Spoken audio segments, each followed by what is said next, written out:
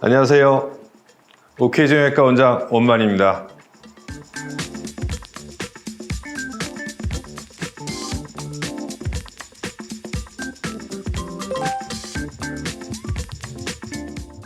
나이 들면서 보통 많이 발생되는 회전근개 질환이 제일 흔하고요. 젊었을 때부터 발생될 수 있는 충돌증후군, 그리고 최근에 20대, 30대에도 많이 점점 늘어나고 있는 유착성 관절낭염이라고 하는 오십견이 대표적으로 들 수 있습니다.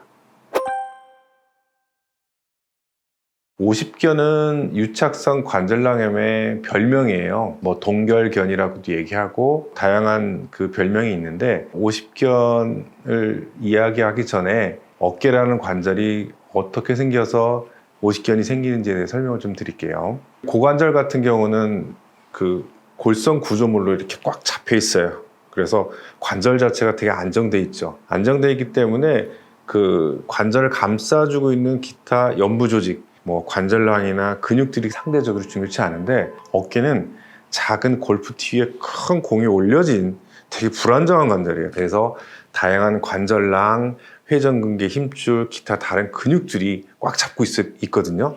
그래서 그림에서 보시다시피 어깨 관절을 싸고 있는 관절낭이 제일 안쪽에 이렇게 위치하고 있고요. 그 주변에 회전근개가 이렇게 감싸져 있어요. 어깨는 충돌증후군이라고 해서 늘 불안정한 형태를 띠고 있거든요. 그래서 보통 내가 여기서 팔을 한 90도만 들어도 벌써 어깨는 충돌이 일어날 수밖에 없어요. 어깨 관절은 제일 안쪽에 관절낭이라고 하는 조직이 있고요. 그 주변으로 회전근개 힘줄이 감싸지고 있습니다. 그리고 어깨는 타고나게 그 충돌이라고 하는 그 동작이 생길 수밖에 없거든요. 정상적으로 제가 이 밑에서 팔을 돌릴 땐 괜찮은데 90도 이상 올린다거나 여기서 팔을 이렇게 돌릴 때는 충돌이 생겨요. 그 충돌이 일어나면서 그 염증이 해결이 안 되면 만성적으로 제일 안쪽에 있는 이 관절낭에 염증이 생기고, 그런 것들이 해결이 안 되고 쌓이면 결국 오십견이 되는 거예요. 그래서 예전에는 오십견의 이유를 잘 몰랐어요. 그래서 대부분 그냥 나이 들어서 생기는 거나라고 생각을 했는데, 요즘은 그렇지가 않잖아요. 그 20, 30대도 되게 흔하거든요. 스마트폰을 계속 보고 있잖아요. 어깨를 좀 운동을 시켜줘야 되는데 그 굳은 자세로 오래 있다 보면은 어깨 축지, 견갑골의 운동량이 떨어져요. 그로 인해서 2차적으로 아까 말씀드린 충돌증후군이 생기고, 그로 인해서 또 오십견이 발생돼요. 그래서 오십견이라는 말은 사실은 지금 맞지가 않아요. 20대도 생기고 그 다음에 뭐 70, 80대도 생기신 분들이 있기 때문에 그렇죠.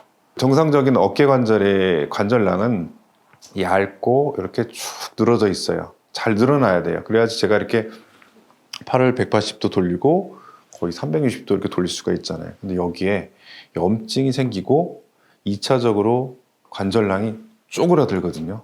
그렇다 보니까 내가 팔을 들 수도 없고 통증이 너무 심해요. 그리고 특징적으로 관절낭이라는 게 어깨를 360도에서 싸고 있기 때문에 내가 이렇게 돌릴 때나 이렇게 돌릴 때나 뭐 사방 모든 관절 운동에서 다 통증을 느끼게 됩니다. 그런 건 없죠. 그런 건 없고, 이제 충돌증후군이 생겼을 때 그거를 잘 치료를 해야 되는데, 아까 말씀드린 것처럼 고관절은 이런 골성 구조물로 딱 그냥 아구가 꽉 맞아 있는 관절인데, 어깨 관절은 그렇지가 못해요. 여기서 정상적인 관절이 이루어져야 되는데 과도하게 힘을 쓰게 되면 상완 골두가 올라가면서 견봉이라는 뼈랑 쿵 부딪혀요. 이게 이제 정상적인 충돌인데, 이 염증이 해결되지 않을 경우는 결국 주변에 있는 힘줄, 그 다음에 관절낭에 영향을 미쳐서 오십견이 생기는 거고, 그리고 정확하게 사실은 염증이 있다고 해서 100% 오십견이 생기는 건 아니에요. 당뇨나 갑상선 기능 저하증 그런 환자들에 있어서 한 2배 정도 호발하기도 하고 또 양측성으로 생기기도 합니다. 그런 이제 가끔씩 이제 아무래도 그 40, 50대 뭐 60대 그 고령 환자들보다는 유병률이 높지는 않지만은 가끔씩 와요. 그러니까 오십견을 저희가 진단을 할 때 MRI를 찍고 혈액 검사를 해서 나타나는 게 아니라 신체 검사, 특징적인 신체 검사가 어깨가 사방으로 굳어 있어야 돼요. 딱딱하게. 그러니까 이름이 동결견, 이름에서 느껴지다시피 얼어 있어요. 그런 환자들은 마취를 시켜도 팔이 안 돌아가요. 전신 마취를 시켜도. 그러니까 그런 특징적인 이제 신체 검사 소견을 띠고 있는데 이제 그 젊은 사람들은 사실 50견만 딱 갖고 있지는 않죠. 아까 말씀드린 것처럼 그 선행 질환이 있기 때문에 충돌 증후군 기타 아니면 뭐 회전근개에 어떤 손상이 있는 그런 환자들한테 50견이 같이 동반되는 경우가 많죠. 그런 친구들은 사실 치료를 할 때 순수한 50견만 치료하는 게 아니라 1차적인 원인이 되는 질환을 같이 꼭 치료를 해줘야 돼요.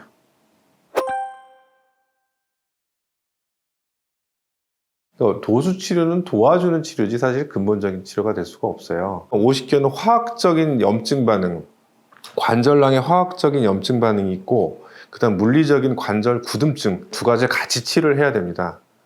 그래서 염증 치료하고 관절 강직에 대한 치료를 하는데 이 염증 치료 없이 관절 강직 치료만 하면은 별 효과가 없어요. 굳어 있는 것만이 아니라 어깨가 염증이 심해서 되게 아파요. 아파 죽겠는 어깨를 열심히 뭐 스트레칭하고 뭐 만지고 해서 환자들이 따라오지 못하거든요. 그래서 뭐 의사들마다 조금씩 개인적인 차이가 있겠지만 저 같은 경우는 일단 무조건 환자가 안 아파야 된다.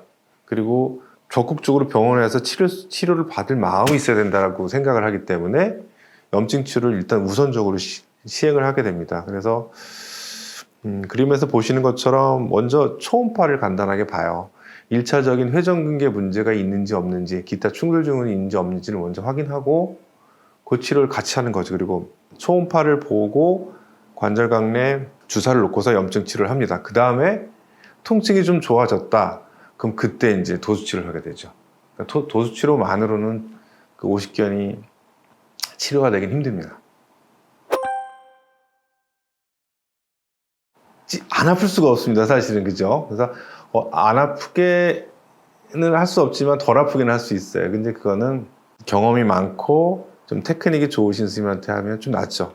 저 같은 경우는 꼭 초음파를 봐요.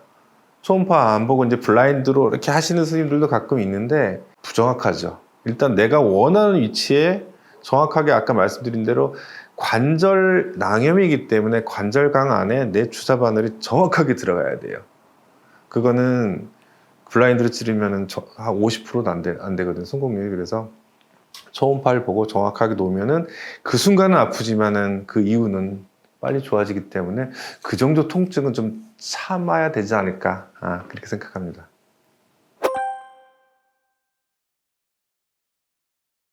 보통 이제 50견 환자들 조사를 해봤는데 남자들은 한 8개월, 여자들은 한 7개월 정도 끙끙 앓다가 병원에 간다라고 돼 있어요. 그렇게 조사가 됐는데 이제 50견의 경과가 자연 경과가 보통 한 1년 반, 2년 가거든요. 아무래도 빨리 치료하면 그 1년 반, 2년 되는 경과를 줄일 수 있을 거라고 저는 생각이 되기 때문에 어깨 좀 아플 때 좀 아프네라고 했을 때 한 1주, 2주는 지켜보잖아요. 그죠? 근데 그 이상 아프면 이건 좀 이상하다고 봐도 돼요.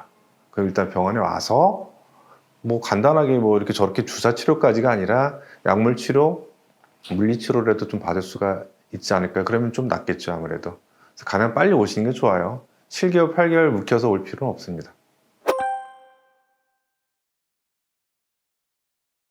자가 진단이라기보다는 자가 의심이라고 하는 표현이 맞을 것 같아요. 일단 화학적인 염증 반응이기 때문에 일단 많이 아파요. 시작부터 한 6개월, 9개월 정도까지는 염증 반응이 계속 진행되고 처음엔 잘 몰라요. 결국은 50견인 환자가 병원에 처음 와도 그 사람이 50견인지를 알 수가 없어요. 왜냐면 굳어야 되니까. 그래서 한 6개월, 9개월, 한 1년 정도 되면 어깨가 많이 굳거든요.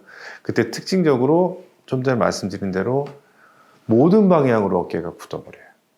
특히 전방거상이라고 이게 안 되고 외회전, 내회전이 안 되게 되는데 특히 여자분들 같은 경우 이제 속옷을 이렇게 입으셔야 되잖아요. 입으실 때 이게 안 올라가는 거예요.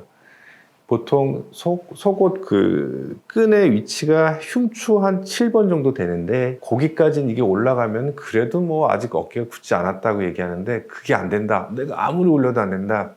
그러면 일단 50견은 의심해 볼 만하죠. 그러면 이제 병원에 오시는 게 낫습니다.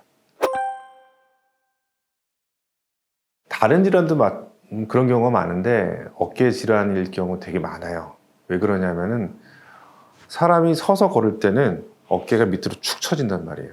특징적으로 이렇게 보시면은 그냥 중력에 의해서 이 상완이 팔이 떨어졌을 경우에 공간이 확보돼요. 그러면 염증 반응이 있어도 어디 눌리거나 그런 것들이 덜하게 되는데 누워 있으면은 아무래도 중력에 의해서 벌어지는 효과가 감소가 되기 때문에 더 압박이 될 거예요. 그런 이제 해부학적인 원인이 있고, 그 다음에는 원래 밤에 환자분들이 통증을 많이 느끼는 원인 중에 하나가 낮에는 내가 활동을 하니까 정신이 없어요. 그래서 덜 신경이 쓰이고, 또 하나는 밤에 스트레스 호르몬인 내 몸에서 나오는 스테로이드 호르몬이 낮아져요. 그러니까 밤엔 잠만 자면 되기 때문에 그런 것들이 원래 낮아지게 되는데, 걔가 낮아지기 때문에 통증이 더 올라가고 염증 반응이 더 올라갈 수밖에 없어요. 근데 그건 어깨뿐만 아니라 손, 다른 무릎, 허리 다 질환도 마찬가지입니다.